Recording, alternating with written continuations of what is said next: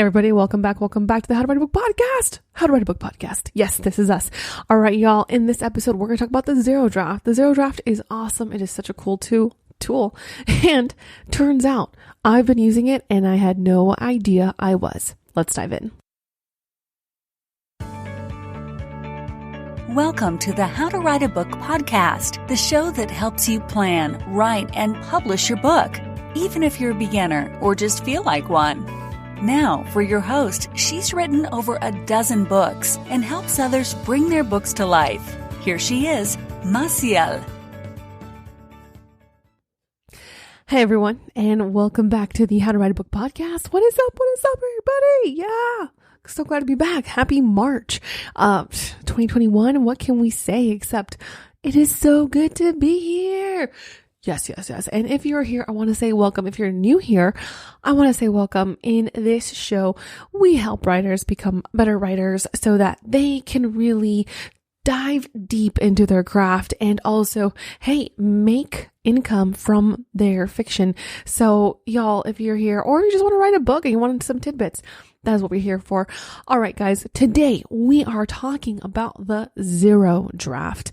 Yes, the zero draft. Now, actually, this is something that I have run into recently. But if you have been a listener for this show for a while, then you will know that this is actually not a new concept. It's super interesting, but we're going to dive into exactly what it is, how you can use it, and also how I've been using it, but I didn't know I was using it. Yes, that is insane. Yes. All right, y'all. Now let's go ahead and dive in.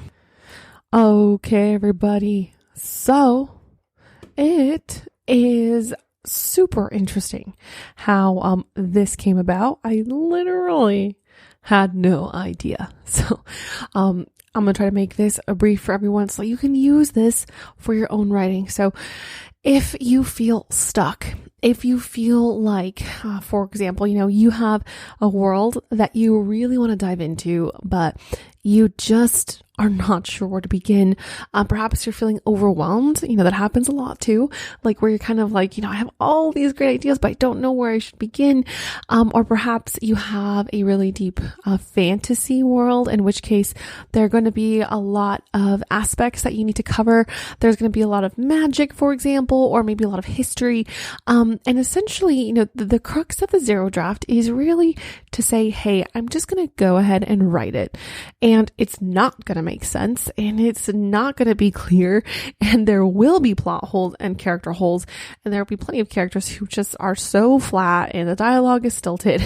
Essentially, it's terrible. It's a terrible draft, but we're going to love it just the same. And the reason for that is because the zero draft allows you to explore, and for me, it takes that fear right out of it.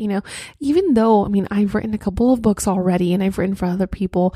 I still get afraid, you guys. Like, I still get like, oh man, maybe this is not going to be worth it. Or, maybe all those other ones were just dumb luck. It happens. It totally happens.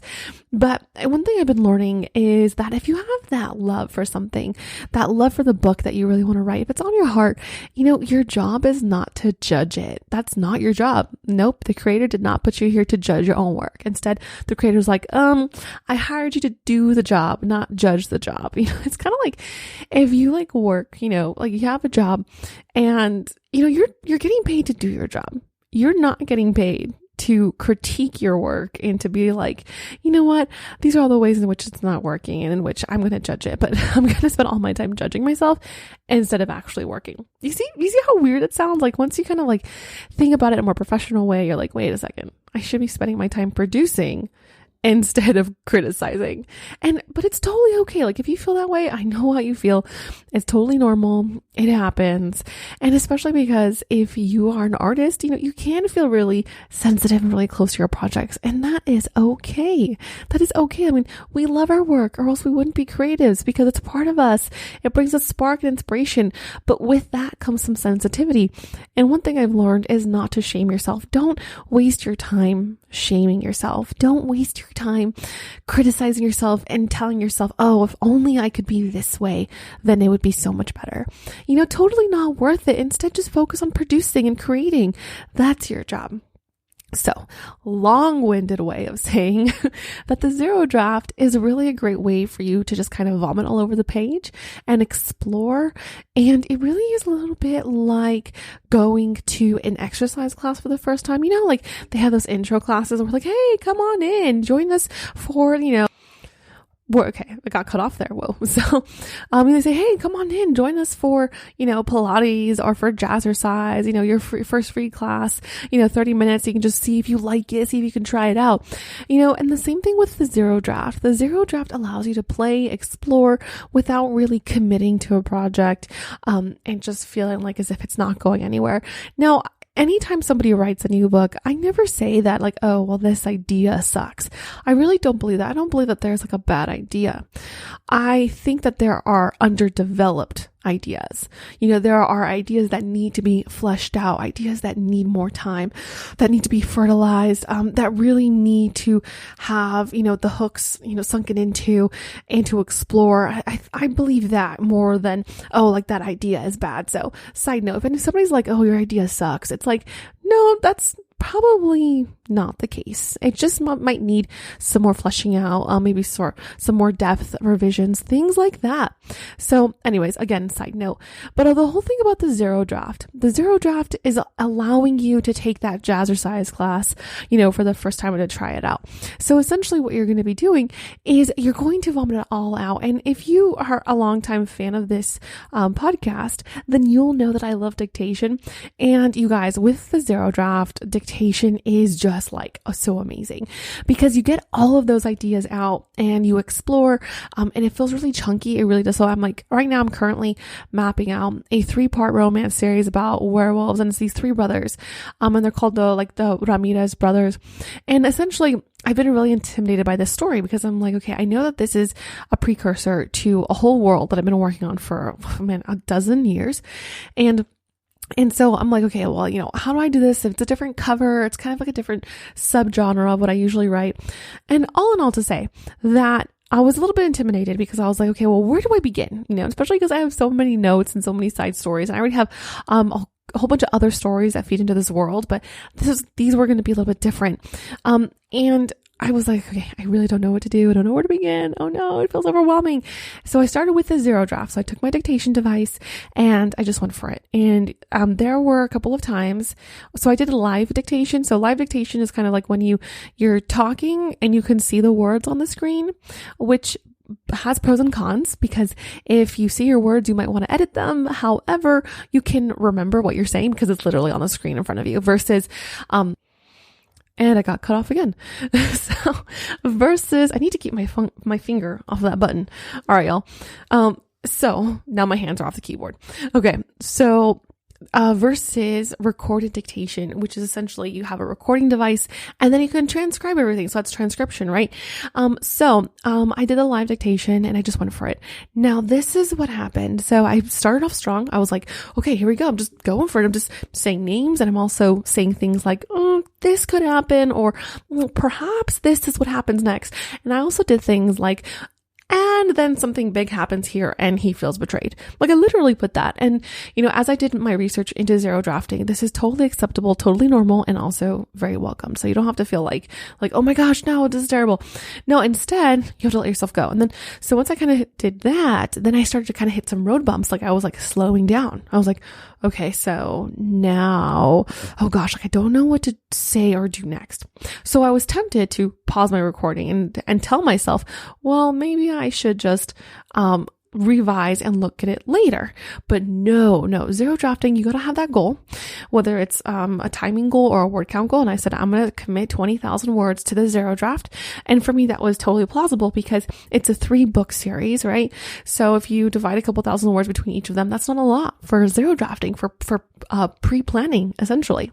So I went ahead and continued it, and I kept pushing myself, even though it felt uncomfortable. And even though it felt like, I don't know what I'm saying. I don't know what the climax is or the dark moment.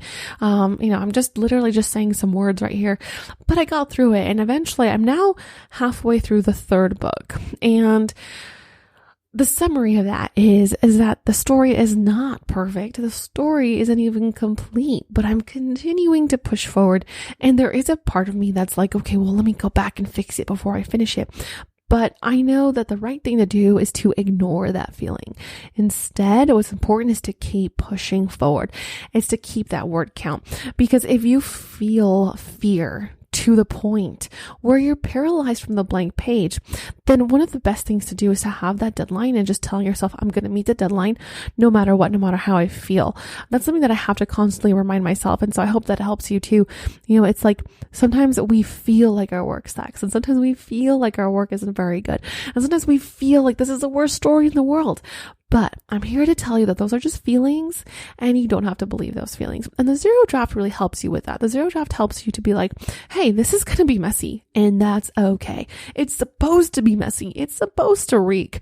Like, you're just supposed to dive in and enjoy the process and really just kind of make a mess of things. And that's okay. Because what's cool about it is that I'm actually fleshing stuff out ahead of time of writing. And it makes me feel a little bit more confident, a little bit more secure, so that as I began drafting, and I started drafting already, as I began drafting, I felt confident in the words that I was putting down, much more confident than other times, because I already have more than 2/3 of the story down on paper, which tells me that I kind of have a roadmap. And y'all know that, I kind of teeter-totter between no outline and yes outline. So the zero draft is a kind of like an in between, and I'm really liking it. I don't know where this is going to take me, but I'm really liking it. So no outline, you just go for it. And then totally outline, which is like, I'm going to put in, this diagram here and fill in these blanks here until I have a fully annotated outline. It's like kind of in the middle. It's letting you explore, but without really having to commit, so much time, so much energy. And then, you find out you have to scrap a whole bunch of it. What I like about the zero draft is I just tell myself a story, essentially like taking notes. I'm like, this is going to happen, and then he's going to kiss her, and then she's going to betray him, and then there's a dark wizard, and the dark wizard's going to just mess up everything.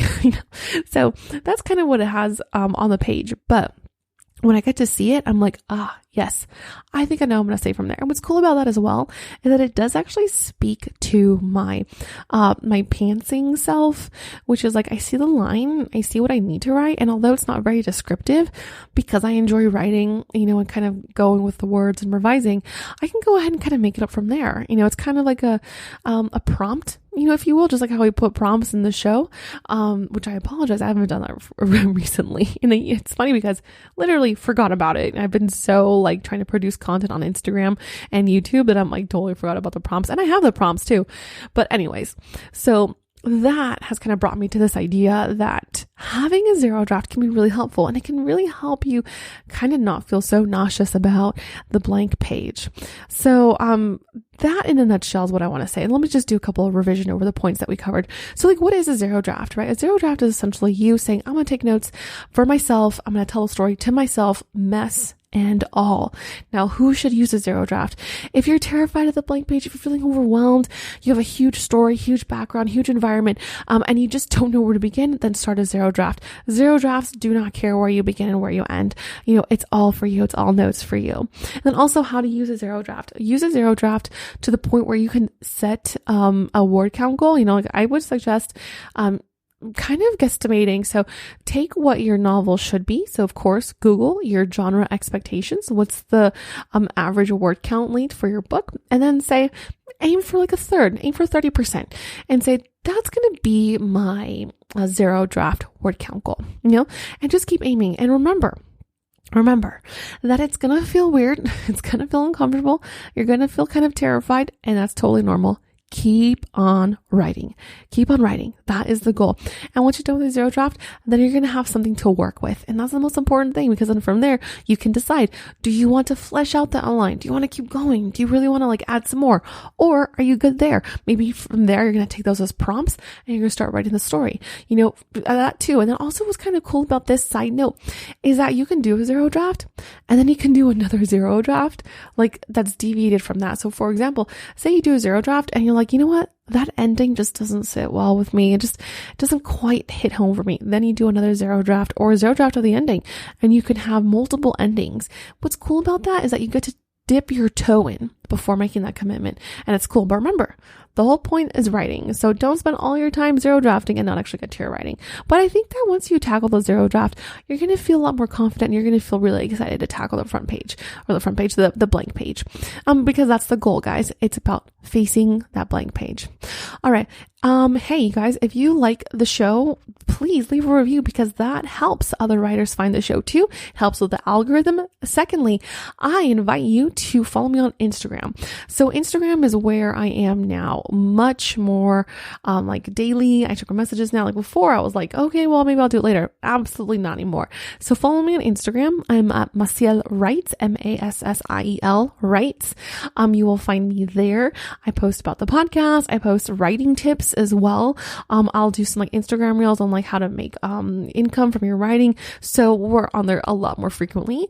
So I invite you on there. And of course, y'all, the coaching programs are now opening. So if you have questions, if you feel like you've been stuck in your book, if you want to learn the craft of writing, this is specifically for people.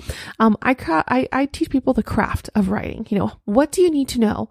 What are the skills that you need to know? What about, and self-editing too, so you can make yourself a better writer. You know, this is for career writers. If you want to write one book and just one book, that's totally cool. You know, that's awesome. You know, we also have that in our publishing packages. So we do like publishing for people. But for coaching, that's for people who want to make a career out of this. So if you have any questions, please DM me. You can message me at Massiel Writes, as well as be part of like some future programs. We have the accountability program as well. That's on Patreon, where we meet a couple times a month, actually a couple of times a week, and we have dedicated writing time. Accountability can soar, but just remember that your accountability might be very specific to you, and that is okay.